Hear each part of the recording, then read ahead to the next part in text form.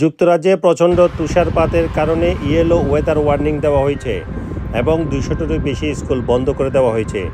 এর পাশাপাশি বলা হয়েছে যান চলাচল বিঘ্নিত হতে পারে, বিদ্যুৎ সংযোগ বিচ্ছিন্ন হতে পারে এবং প্রত্যন্ত অঞ্চলে কাট অফ হতে পারে, অর্থাৎ তাদের যোগাযোগ ব্যবস্থাও বিচ্ছিন্ন হতে পারে।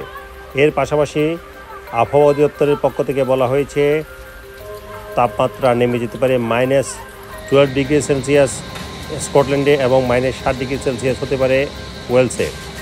ইয়েলো ওয়েদার ওয়ার্নিং সেটি নর্দার্ন ইংল্যান্ড, নর্দার্ন আয়ারল্যান্ড এবং ওয়েলসেও দেওয়া হয়েছে, স্কটল্যান্ডেও দেওয়া হয়েছে।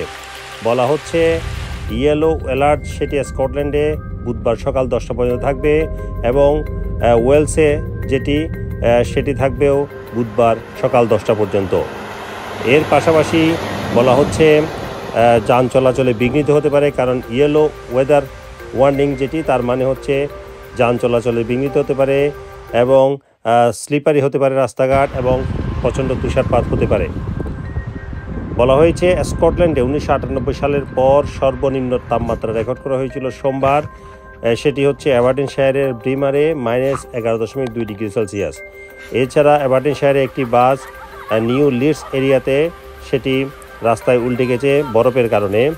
এছাড়া ওয়েলসও কিছু যান চলাচলে বিঘ্ন ঘটেছে, সেখানে A44-এ যান চলাচল বিঘ্ন ঘটেছে, A55-এও যান চলাচল বিঘ্ন ঘটেছে।